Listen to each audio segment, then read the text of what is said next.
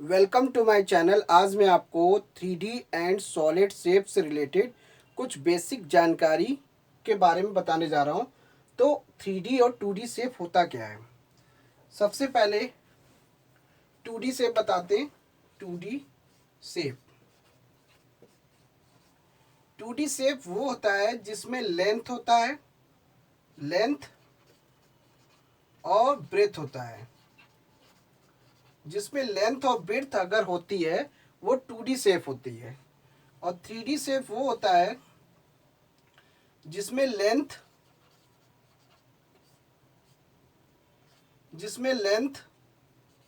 Breath और height, जिसमें length हो, ब्रेथ हो, हाइट हो, या इसे हाइट की जगह पर हम थिकनेस भी कह सकते हैं। थिकनेस, लेंथ हो, ब्रेथ हो, हाइट या थिकनेस हो तो वो 3D शेप में आएगा। और जिस 2D शेप वो होता है जिसमें लेंथ होता है, ब्रेथ होता है। तो ये ध्यान रखना है 2D शेप को हमेशा जिसमें लेंथ जो होती है, जिसमें यूनिट 2 होती है, इसमें यूनिट 3 होती है। इसलिए इसमें पावर यूनिट 3 होती है और इसकी यूनिट जो होती है 2D शेप की यूनिट 2 होती है। ये ध्यान रखना है। तो यहाँ पे कुछ 3D शेप और 2D शेप दिया हुआ है। तो इनके फिगर के बारे में समझेंगे। सबसे पहले फर्स्ट दिया है क्यूब। क्यूब में क्या होता है? क्यूब में आपका इस टाइप का क्यूब होगा। इस तरीके से क्यूब होता है। क्यूब में ऑल साइड क्या होती है? सेम होता है। यानी कि इसमें फेस जो होता है वो हर फेस जो होता है स्क्वायर शेप में होता है। तो यानी कि इसकी जो साइड जो होती है वो इक्वल होती है। इक्वल कहने का मतलब है इसकी लेंथ भी सेम होती है, ब्रेथ भी सेम होती है और हाइट भी सेम होती है। जिसमें लेंथ, ब्रेथ और हाइट सेम होती है तो उस शेप को हम क्यूब कहते हैं। अब क्यूबाइड की बात आती है। Cuboid second. क्यूबाइड में क्या होता है? इस तरीके का शेप होता है। Length, breadth, height. इसमें लेंथ, ब्रेथ, हाइट तीनों की जो लेंथ होती है वो इक्वल नहीं होती है। और क्यूब में क्या होता है? तीनों की लेंथ मतलब तीनों की जो लेंथ होती है वो इक्वल होती है। और इसमें तीनों की लेंथ जो होती है इक्वल नहीं होती, मतलब कि डिफरेंट होती है। डिफरेंट होने की वजह से ये क्यूबाइड शेप में आ जाता है। और यहाँ पे कोन की बात करते हैं।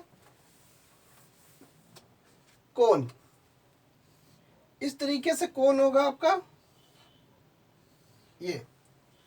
तो हमारे आसपास बहुत सारी चीज़ें जो होती हैं 3D शेप में भी होती है और 2D शेप में भी होती है। 3D शेप में ये कोन है, कोन इस तरीके से कोन। तो हमारे आसपास कोन भी होता है। कोन शेप में ऑब्जेक्ट होता है, क्यूबाइड शेप में ऑब्जेक्ट होता है, क्यूब के शेप में ऑब्जेक्ट होता है। अब फोर्थ पॉइंट में सिलेंडर है। सिलेंडर क्या होता है?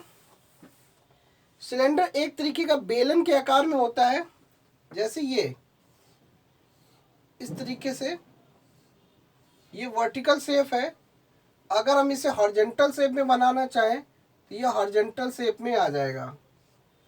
तो सिलेंडर को हम वर्टिकल शेप में रख सकते हैं, हॉरिजॉन्टल शेप में भी रख सकते हैं, तो रहेगा वो सिलेंडर। तो सिलेंडर का मतलब ये है कि ये भी एक तरीके से 3D सॉलिड शेप है। अब आ जाता है फिफ्थ पॉइंट, स्फीयर। स्फीयर में इस तरीके से होता है और ये इस तरीके से आपका बॉल होती है। जैसे कि बॉल होती है, फुटबॉल होता है, फुटबॉल। तो हमारे आसपास बॉल होती है, फुटबॉल होती है, बहुत सारे ऑब्जेक्ट जो होते हैं वो भी 3D शेप में होते हैं। तो वो स्फीयर के फॉर्म में होता है। जो चीज़ गोलाकार में बनाता है वो स्फीयर है। तो स्फीयर बिल्कुल 3D शेप में आएगा। अब आ जाता है 2D शेप। 3D शेप में और भी होते हैं जिसको एक्सप्लेन करना वो मैं अगली वीडियो में समझाऊंगा। अब 2D शेप में कुछ और हैं, जैसे कि रेक्टेंगल।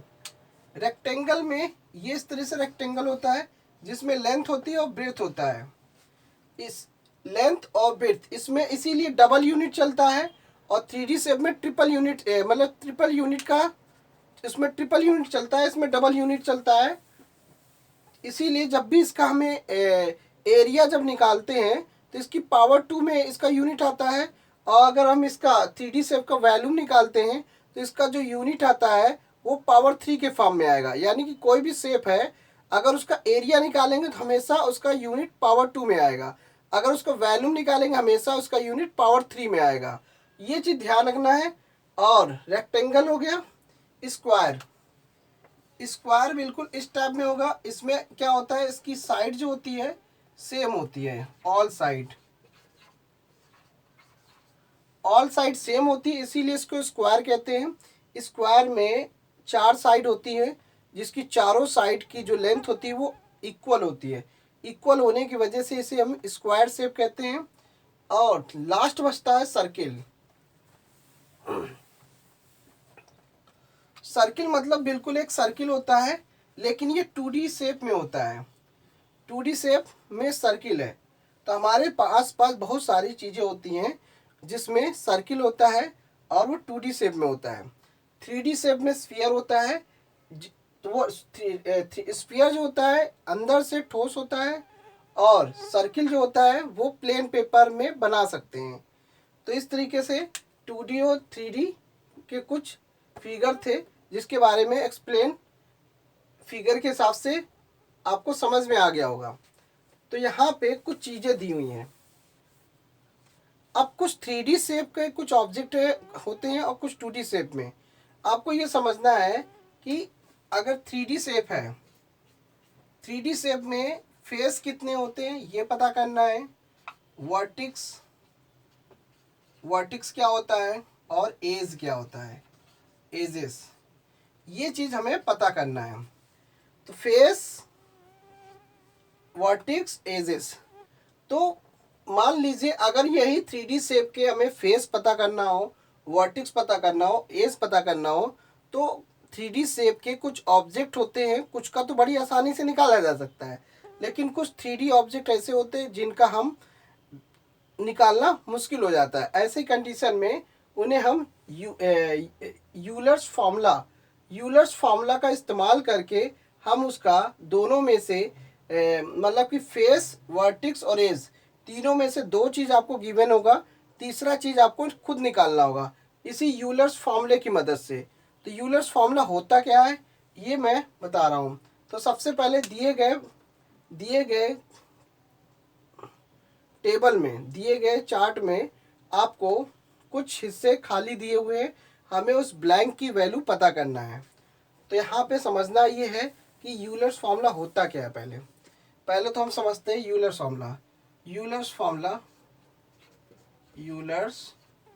फार्मूला। अगर आपको यूलर्स फार्मूला के बारे में पता होगा तो उसके हम फेस भी पता कर सकते हैं, वर्टिक्स भी पता कर सकते हैं और एज भी पता कर सकते हैं।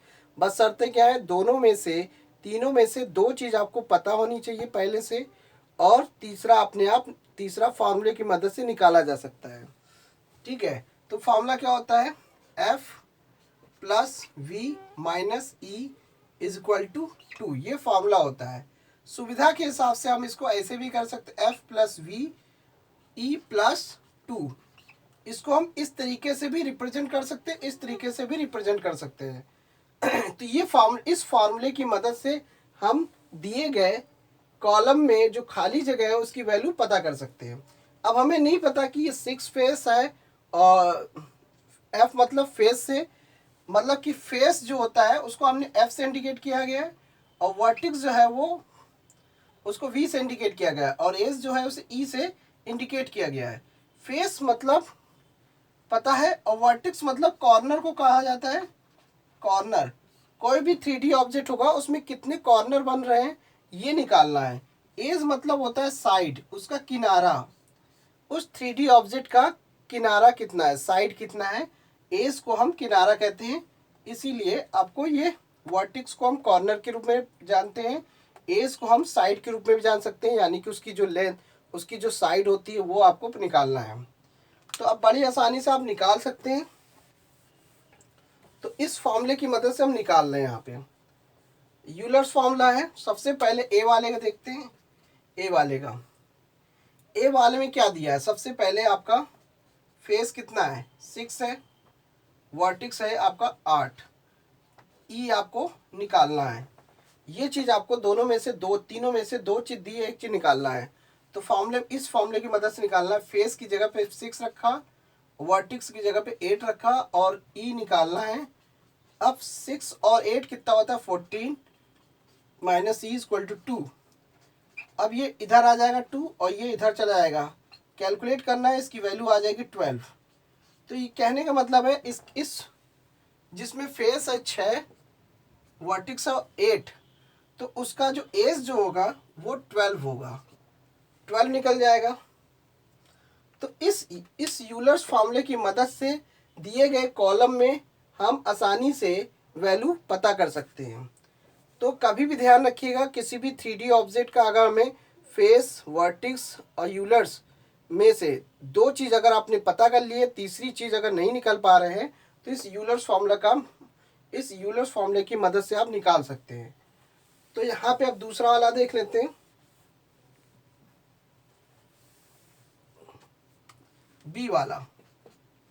बी वाले में वर्टिक्स कितना है? 10 है। एज कितना है? 15 है। ये वाला है, वर्टिक्स है 10, एज है 15।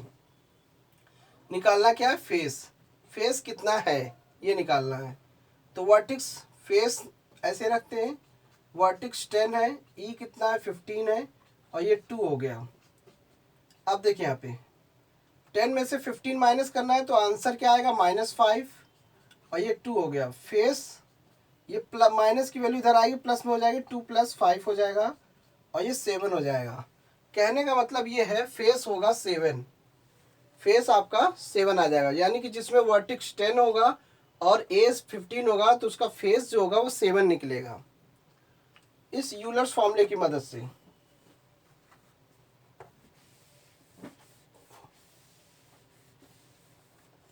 अब सी वाला देख लेते हैं, जिसमें फेस जो दिया है 4, फेस 4 है, वर्टिक्स निकालना है और एज जो है वो 6 है।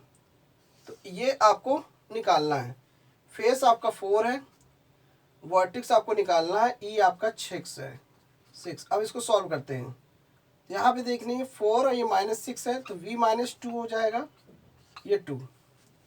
देखिए यहाँ पे 4 में -6 करना है तो आंसर -2 में आएगा सिंपल करने पे। अब यहाँ पे देखिए -2 की वैल्यू इधर आएगी, प्लस में हो जाएगी 2 + 2 तो ये 4 हो जाएगा। तो वर्टिक्स कितने हो जाएंगे? इसके वर्टिक्स होगा 4। तो वर्टिक्स तरीके से 4 निकल आया।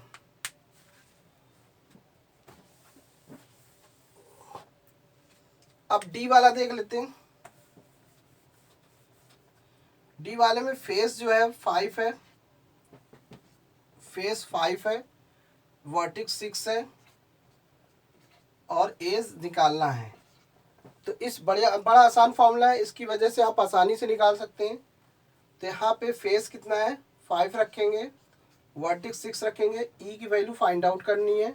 ये 5 और 6 11 हो जाएगा और ये 2 हो जाएगा। अब ये 2 को इधर ले आएंगे, -2 हो जाएगा, ई को इधर ले आएंगे, प्लस हो जाएगा। तो ये इक्वेशन को सॉल्व करना आना चाहिए। जिसको इक्वेशन सॉल्व करना नहीं आता तो फिर वो नहीं कर पाएगा, क्योंकि उसको समझना पड़ेगा कि प्लस की वैल्यू दूसरी तरफ जाएगी, माइनस में कन्वर्ट हो जाती है। कोई भी टर्म्स अगर अदर साइड जाएगा तो साइन चेंज होता है। अगर प्लस में है तो माइनस हो जाएगा, माइनस है तो प्लस हो जाएगा। किस कंडीशन में किसको कहाँ ले जाना है ये कैलकुलेट करना आना चाहिए। 11 में से -2 गया, बचा 9, तो एज हो गया 9 हो जाएगा इस तरीके से।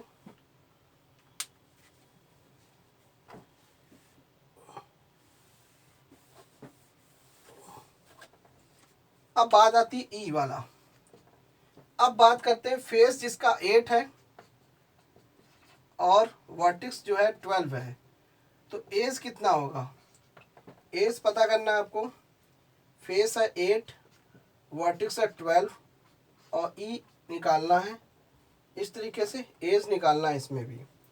देखिए ये आ गया 20 माइनस ई, ये 2, अब 20 इसको इधर कर देंगे, ये वाला इधर आ जाएगा, ये 18 हो जाएगा। तो एज कितना हो गया इसमें, एज है 18 हो जाएगा, इसमें किनारा 18 आ जाएगा।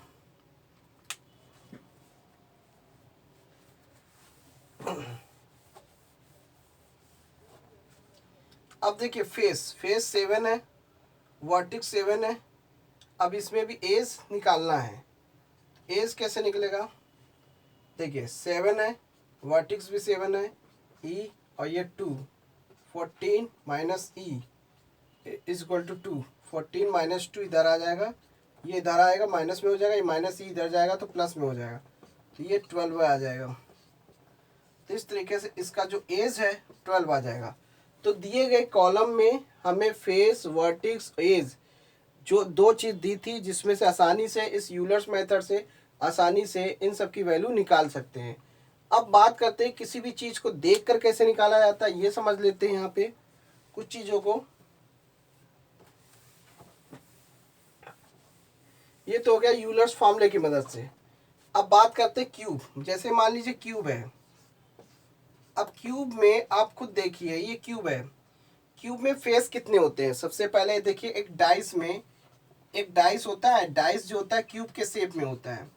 तो क्यूब शेप में डाइस में 6 नंबर होते हैं। तो जब 6 नंबर होते हैं तो फेस कितने हो गए, 6, फेस हो गया 6। तो ध्यान से, इधर का 1, इधर पीछे का 2, 3, 4, 5, 6, तो इस तरीके से 6 फेस हो गया। कॉर्नर गिनते हैं, वर्टेक्स। देखिए कॉर्नर कैसे गिनेंगे, नीचे का, नीचे के 4, ऊपर के 4, कुल मिला के 8 वर्टेक्स हो गया। अब एज कितना होता है, एज कैसे गिनेंगे, नीचे के 4 एज हो गए, ऊपर के 4 एज हो गए, 4 4 8, और ये वर्टिकल शेप में जो एज है वो ये 4, टोटल हो गए 12। तो क्यूब का फेस है 6, वर्टेक्स 8 है और एज है 12। तो इस तरीके से आसानी से हम किसी भी 3D ऑब्जेक्ट को देखकर भी हम उसका फेस, वर्टेक्स और एज आसानी से निकाल सकते हैं, अगर वो ऑब्जेक्ट आपके हाथ में है तो। अगर ऑब्जेक्ट हाथ में नहीं है तब उस कंडीशन में आप कैसे निकालोगे। मान लीजिए आपने किसी भी तरीके से फेस और एज निकाल लिया, तो लेकिन वर्टेक्स नहीं निकाल पा रहे हैं, या दोनों में से कोई दो चीज़, तीनों में से दो चीज़ निकालिए, तीसरा चीज़ नहीं निकल पा रहा है, क्योंकि वो चीज़ ऑब्जेक्ट आपके सामने नहीं है और निकालना बड़ा मुश्किल हो जाता है। तो ऐसी कंडीशन में हम यूलर्स फॉर्मूले की मदद से निकाल सकते हैं। अब बात आती है क्यूबाइड की। अब जैसे हमने क्यूब का निकाला है वैसे हम क्यूबाइड का भी निकाल सकते हैं। जैसे ये क्यूबाइड है, हमारे आसपास बहुत सारे क्यूबाइड होते हैं, जिसको आप लेकर उसको आप देख सकते हैं कितने फेस हैं, कितने कॉर्नर हैं। तो जैसे क्यूब का होता है वैसे इसमें भी वही सही होता है। फेस इसमें 6 होंगे, वर्टेक्स इसमें, वर्टेक्स मतलब कॉर्नर, वर्टेक्स इसमें 8 होगा और एज होगा 12, मतलब कि 12। अब इसे आप गिन के, आपके हाथ में क्यूबाइड अगर कोई चीज़ ले लेना, उसको आप देख लीजिएगा, उसमें एज 12 होगा, वर्टेक्स 8 होगा, फेस 6 होगा। इसी तरह से आप कोन का देख लेते हैं।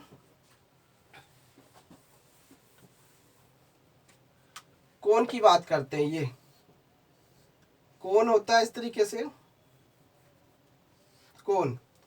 अब कोन में फेस कितना है, फेस नीचे ही वाला माना जाता है, फेस होता है 1, फेस हो गया 1, वर्टेक्स इसमें कितने 1, एज 0 हो जाएगा। एज इसमें किनारा कोई है ही नहीं, क्योंकि ये पूरी तरह से गोलाई में होता है, पूरी तरह से गोलाई शेप में होता है, नीचे का भी पोर्शन पूरा गोलाई में होता है। गोलाई का कोई किनारा नहीं होता है, किनारा मतलब साइड होता है जहाँ पे हम रुक सकते हैं, टिक सकते हैं, वो किनारा है। अब गोलाई है, कहाँ पे रुकना है ये चीज़ नहीं पता है। तो एज 0 है, वर्टेक्स 1 है और फेस भी 1 है, तो कोन में ये हो जाएगा। अब सिलेंडर की बात करते हैं। यहाँ पे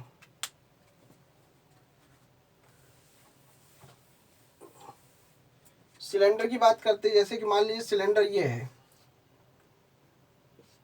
सिलेंडर शेप में, ऐसे गोलाई शेप में सिलेंडर दिया हुआ है, ठीक है, जिसमें सिलेंडर में क्या होता है, फेस कितने हैं, एक इधर का फेस हो गया, इधर का फेस हो गया, 2, टोटल फेस है इसमें 2, वर्टिक्स, इसमें कॉर्नर है ही नहीं, कहीं से बेलन टाइप का चीज़ है और उसमें कोई कॉर्नर तो है नहीं, तो कॉर्नर आपका जीरो ही होगा। अब एज क्या होगा, किनारा, तो कॉर्नर है नहीं, किनारा आपका क्या है, जीरो ही होगा। तो किनारा एज भी जीरो, वर्टिक्स भी जीरो, फेस खाली दो है क्योंकि बेस इसके दो ही हैं, बॉटम और टॉप। तो ये चीज हो गया स्फीयर। अब स्फीयर की बात करते हैं। स्फीयर, गोलाई। अब ध्यान सुनिए, इसमें फेस, स्फीयर में कोई फेस क्या है, इसमें कहीं से बेस है नहीं, मतलब कि बॉल जो है लुढ़कती है। जिसमें बेस नहीं है, बेस नहीं है, ये बॉल रुक नहीं सकती, एक जगह टिक नहीं सकती, लुढ़केगी, रोल करेगी, इसलिए इसका फेस जीरो माना जाएगा। वर्टिक्स भी जीरो होगा और एज भी जीरो होगा। तो इस तरीके से इसमें हम स्फीयर का फेस नहीं हो सकता, वर्टिक्स भी नहीं हो सकता, एज भी जीरो ही होगा। तो कुल मिला के इनका जीरो ही जीरो होना है। तो बेस मतलब क्या, जब कहीं पे उसका बेस होता है, मतलब कि टिकने की जगह होती है, तो ये रोल करती है, इसलिए इसका फेस नहीं हो सकता। अब रेक्टेंगल है। रेक्टेंगल कोई चीज़ 2D शेप में है। 2D शेप में क्या होता है, 2D शेप में रेक्टेंगल है। अब जैसे रेक्टेंगल शेप ये दिया हुआ है, अब इसमें फेस क्या है, केवल एक ही फेस होता है, फेस एक है, इसमें फेस एक है, लेकिन कॉर्नर इसके क्या है, कॉर्नर इसके चार हैं, यानी कि कॉर्नर इसके चार हैं और एज कितने हैं, इसके एज भी चार है। कुल मिला के इस तरीके से हम देख सकते हैं। स्क्वायर में देख लेते हैं। स्क्वायर में फेस कितने हैं, एक है। अब फेस एक है तो वर्टिक्स क्या होगा, चार होगा और वर्टिक्स चार हो जाएगा, तो एज कितना हो जाएगा, एज भी चार होगा। कॉर्नर इसके चार है, एज इसके चार है, फेस एक ही माना जाएगा क्योंकि ये 2D शेप में है। अब सर्किल की बात करते हैं। सर्किल, सर्किल में क्या है, इसमें सर्किल एक तरीके से, ये भी एक तरीके से लुढ़कने वाली चीज़ है, लेकिन ये 2D है। 2D है तो यानी कि क्या है, तो किसी भी गोल चीज़ है, लुढ़कने वाली चीज़ है, इसमें फेस तो हो नहीं सकता क्योंकि ये बीच का हिस्सा खाली होता है। तो फेस भी जीरो होगा, एज भी जीरो होगा, वर्टिक्स भी जीरो ही होगा। तो कुल मिला के यहाँ पे जो रेक्टेंगल है 2D शेप होता है, जिसमें आपको अलग अलग तरीके से फिगर दिए हुए हैं, जिसमें फेस, वर्टेक्स और एज निकाल सकते हैं। 3D शेप का भी निकाला जा सकता है, ऑब्जेक्ट अगर सामने है तो। अगर ऑब्जेक्ट सामने नहीं है तो आप उसको निकालना बड़ा मुश्किल हो जाता है, जिसमें से फेस और वर्टेक्स तो निकाल सकते हैं, एज नहीं निकाला जा सकता। दोनों में से, तीनों में से दो चीज़ तो निकाला जा सकता है, तीसरी चीज़ नहीं निकल पाएगी। उस कंडीशन में आप यूलर्स फॉर्मूले की मदद से निकाल सकते हैं। तो thanks for watching my video, धन्यवाद।